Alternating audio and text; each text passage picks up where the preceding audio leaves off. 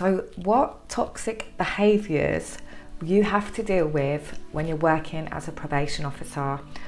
I'm going to tell you because I have worked as a probation officer for over 6 years. I worked for the Ministry of Justice. I no longer work from them. This video isn't affiliated with them in whatsoever. It's just my opinions and my experience of when I worked as a probation officer. So let's have a look. So firstly, why am I doing this video? I'm doing this video because there's loads of you out there who are studying psychology, criminology, forensic psychology, sociology, maybe even law, and you're looking to get started in your career. You might have come across my videos before, or you might have seen me on Instagram at Edwards Tutoring, but you are just wanting to know what actually is it like if I go down that route of being a probation officer. Because as you know, all the graduate schemes and jobs after graduation, they're really tough not only to get into, but the whole application process. So you kind of really want an insight into the job you're actually going to be doing to see if you are going to enjoy it, to see if you've got the right skill set, and to see if you're making the right decision about your career.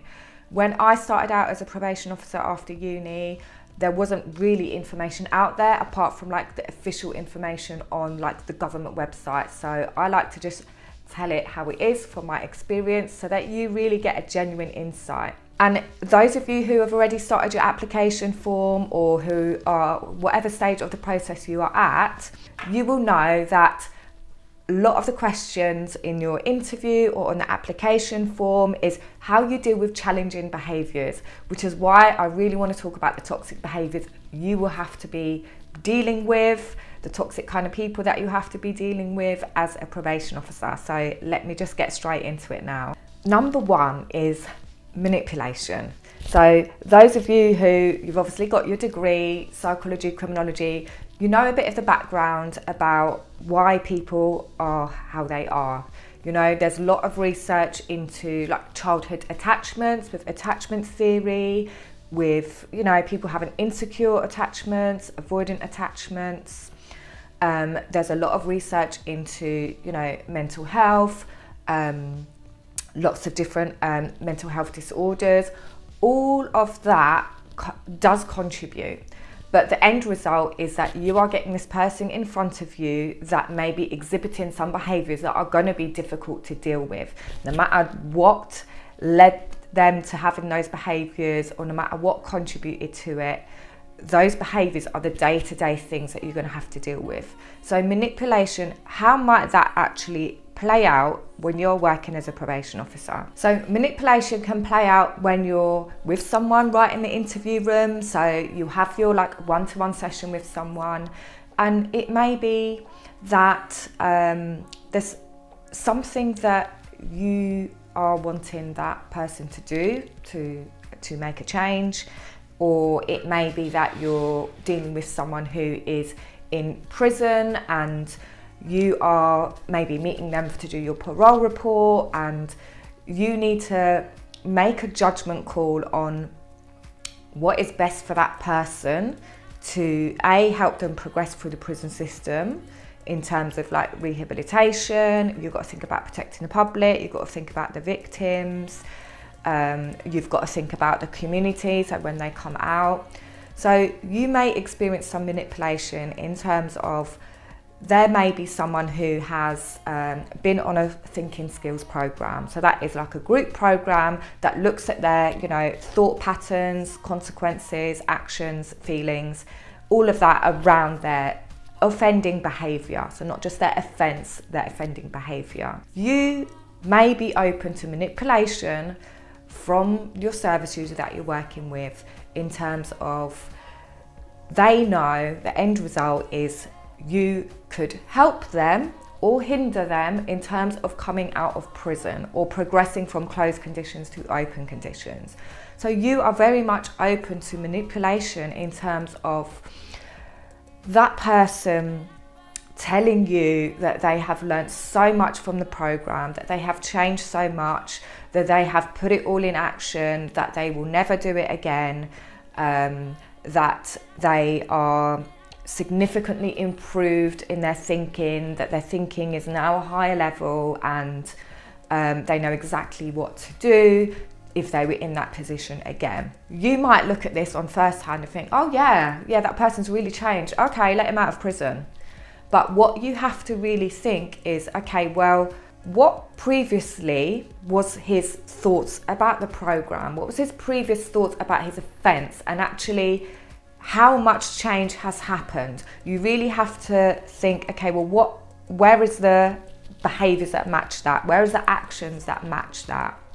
And it can be hard when they're in prison because it's not a normal environment, but do their actions match that? So are their actions, are they saying all that, but then getting in altercations and not actually using those new behaviours or new skills that they learn?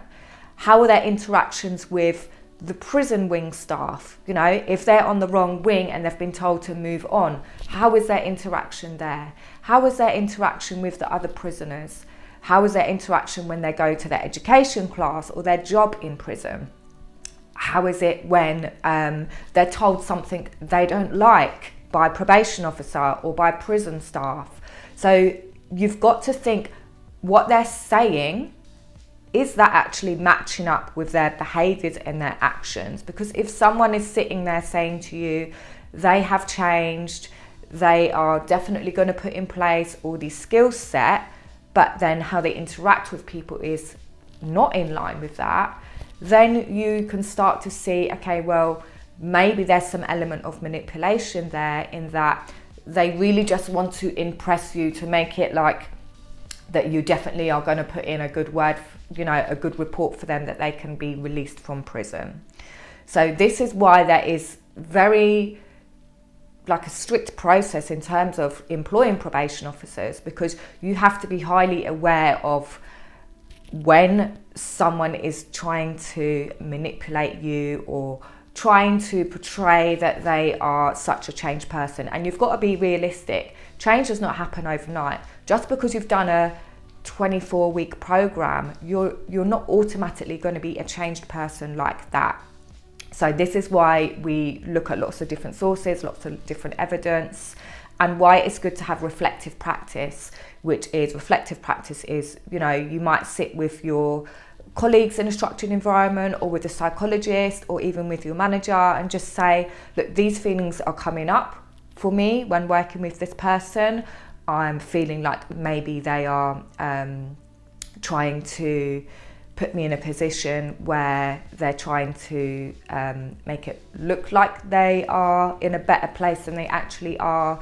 So use these areas to actually explore how that person is making you feel and how you are actually can deal with it and manage it and kind of move forward. But you are definitely exposed to manipulation. People want to put their, not all the time, but when there's big decisions out there to be made about their life, they obviously, it's a bit like when you're in an interview, you want to put forward your best self, especially if you're only seeing that person, you know, every couple of months or every couple of weeks. It can be very, very easy to be manipulated into thinking this person's behaviours have changed in a way that they actually haven't. The next toxic behaviours is like collusion. So this happens when, so you may, you know, you obviously are building professional relationship with your service user, especially if you're seeing them every week, you're writing assessments on them, you know, like the ins and outs of their life, what led them to their offence. And sometimes that can lead to a relationship of colluding, where the service user may say to you, oh, all probation officers are X, Y, Z, all probation officers, or all probation officers want to do is put you in prison.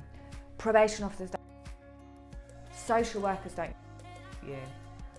It's trying to get you on their side, and the thing you've got to be careful with as a probation officer is not to join in with that and say, oh yeah, probation officers are a waste of time, or yeah, the social workers are a waste of time, or yeah, there's so many probation officers that want to put you in prison. That is colluding behaviour, and that is not going to encourage any positive change in that person. It's not going to encourage any constructive change in terms of their attitudes about working with the authorities or attitudes about their own behaviour, because a lot of the time it is putting the behaviour on the other person rather than looking at what they're doing. So it's very easy to blame the system, the probation officer, the social worker, the psychologist who wrote their report, the prison officer.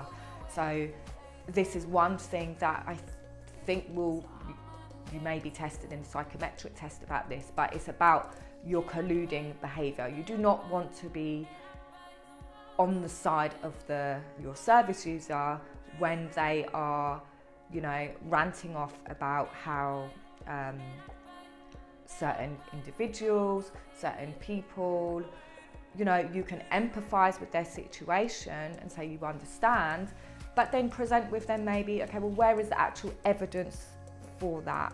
Where is the evidence that every probation officer you've been with has put you in prison? What was your contribution to that?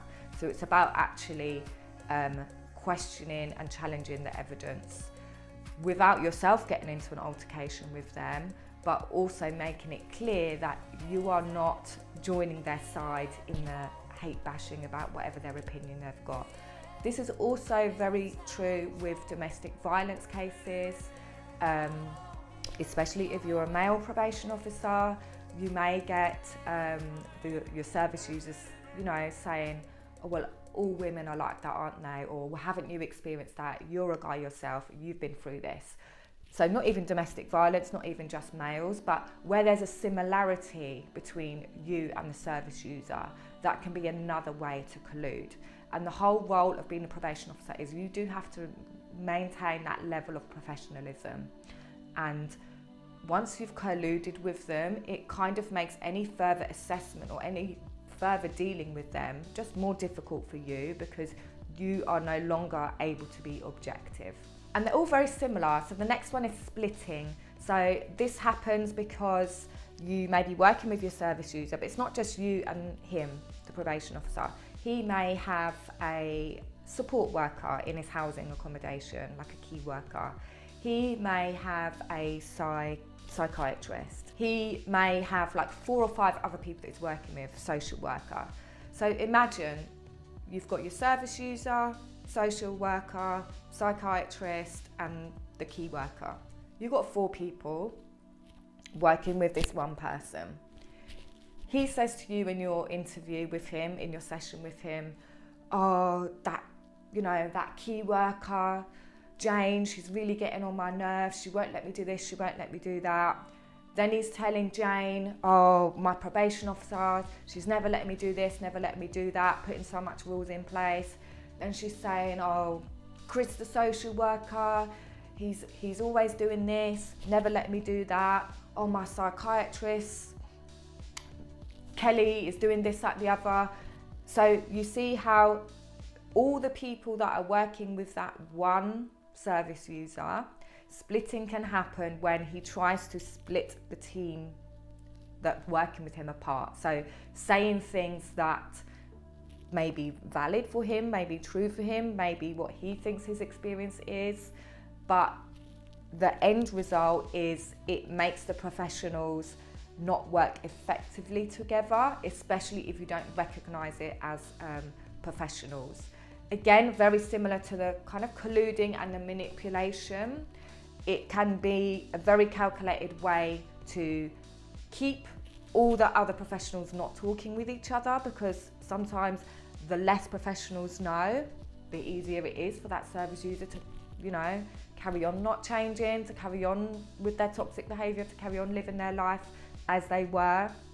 So this one is really, really key. Again, there's lots of reasons behind it. There's lots of theory and research, but the main thing is, how do you deal with it day to day? So as a probation officer, this is why it's really key to have good communication with all those other professionals, and to have like regular meetings all together, so that you are not being fed one story, they're being fed another story. So really keeping that communication tight between all of you and the service user as well, so he knows the boundaries from the beginning that you are going to be talking to each other. So that is another one. Splitting is a big one. So they are like 3 key ones that I can think of that I have experienced myself, and that reflective practice really helps, and just setting professional boundaries. And it's something you will have to keep revisiting again and again, because no one person is the same in their manipulation or their colluding or their splitting, and you may get comfortable in the job and start not to recognise these things, which is why you really need to be on top of your reflective practice and professional practice. And this is why the learning is continuous when you work as a probation officer. Even as you move roles, you know, you might decide to be a probation officer in prison. Again, it may look a little bit different there. So if you've got any other questions, suggestions, or if there's any other toxic behaviours you want me to address, then leave it in the comments. And thank you for watching. If you are considering a career as a probation officer, then definitely subscribe to my channel, because I am sharing loads of stuff from my experience of being a probation officer. I'm also on Instagram, Edwards Tutoring, and I'll see you in the next video.